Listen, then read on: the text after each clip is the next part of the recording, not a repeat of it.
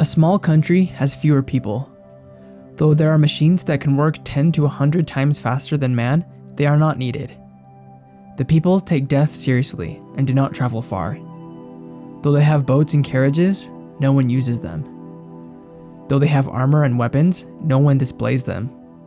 Men return to the knotting of rope in place of riding. Their food is plain and good. Their clothes fine but simple. Their homes secure. They are happy in their ways. Though they live within sight of their neighbors, and crowing cocks and barking dogs are heard across the way, yet they leave each other in peace while they grow old and die. In this chapter, it seems that we get a bit of a look into Lao Tzu's ideal world. We see glimpses of a country where people are not rushed, and where they embrace the simplicity in life, and don't have a need to travel to different places. People renounce war and live in peace. Many political, economic, and philosophical theories have been made on how this could be achieved. However, every known attempt at a utopian society has failed, because they just keep running up against the same old problem of human nature. You can have the best social or economic theories around, but inevitably, some chump is just going to ruin it for everyone. Or, just kind of everyone ruins it for everyone.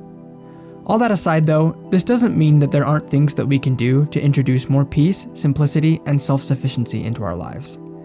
I made a whole 12-minute video on simplifying our lives, which I'll link in the description, and actually I think it's one of my better ones, so you should really go watch it. It's probably not feasible for all of us to go live on homesteads, as nice as that would be. But there are things we can do to get ourselves more in touch with nature and natural simplicity. For example, a lot of communities have allotment programs. These are usually quite affordable, and they sometimes even have people available to train you on how to garden if you don't know anything about it. If you don't want to garden, one simple thing you can do is take regular time to get out in nature. Just find a spot where you can be alone and outside with as much nature as possible. If the only accessible nature you have is a city park, then fine, use that.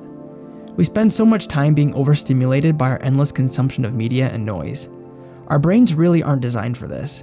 It's only in the last 100 years that humans have ever had any kind of screen to look at all. That's nowhere near enough time for our bodies and brains to evolve. The pace of our changing world has begun to seriously outstrip the pace at which our bodies can adapt to it. It's important to have at least some time during the day where you can touch grass and put your brain at rest. As much as we can, we should try to simplify our lives and be content with this simplicity.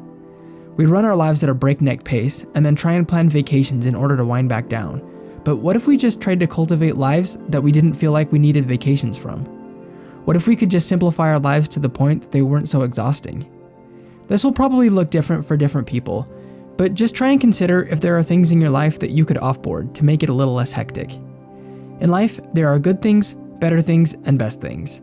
We have a tendency to put off the best things so that we can pack in more good things. This is obviously backwards. We need to cut down on the good things so that we can have room for the best things. We need enough unstimulated time in our lives so that we can be open to hearing our intuitions.